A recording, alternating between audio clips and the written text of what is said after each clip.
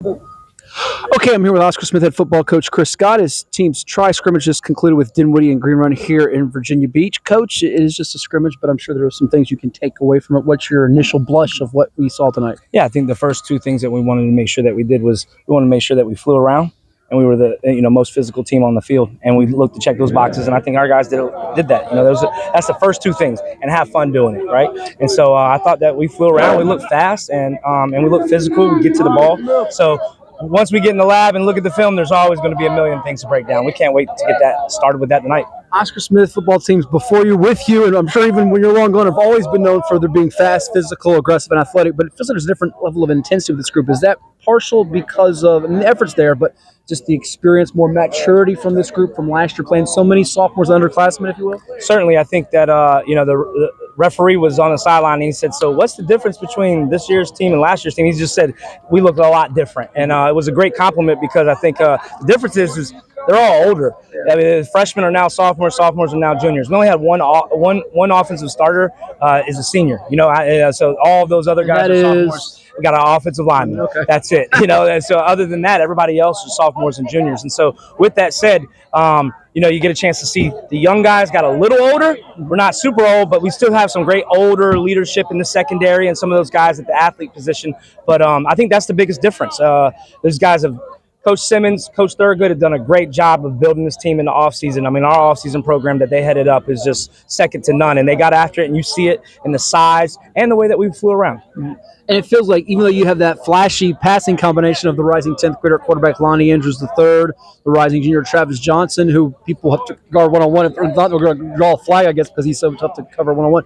You got that ground attack that's coming along with Brandon Nesbitt, Tajay Curtis. That's going to be a big part of your attack, is it not? Certainly, and you see the young guy right there at the end. The freshman Reggie comes in and then bowls his way into the end zone, and that's exactly what we have. We had back there. You got a little probably the lightning at the receivers and the thunder come with the running game, and it's coming together with some of the size that we have up front as well.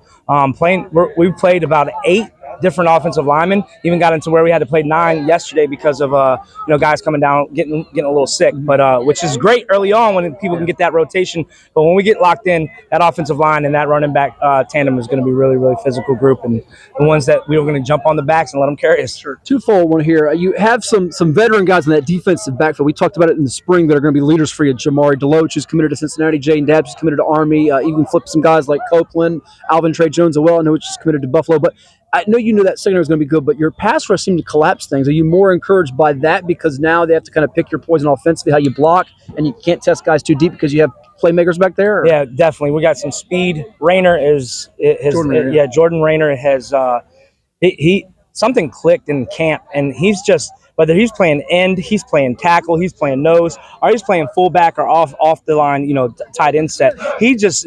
He's gotten every rep in camp. He's not been on the solo line. Games like Caleb Jones was a couple years for you guys? Yeah, I definitely hope so. Okay. But what he's showing is that size and athleticism moving around, and then you go ahead and start to add that athleticism with the end rushers that we have. And certainly, like you said, we've got some speed and athleticism there. Eli has done a great job. I've had to tell him back down. He's got him, Coach Harold, defensive line guy. He's got him batting balls down left and right, and stopping after the second step. I mean, just the technique is a little bit tighter. And then obviously when you get a little bit older and get a little bit more weights in you, you have that speed and athleticism, and it's good to see that. I saw that as well tonight. Lastly, good to see all top 10 teams in different divisions. You guys in Class 6, Green Run in Class 5, Dinwiddie in Class 4, all have won region championships, state championships before. In the case of you and Dinwiddie, get together.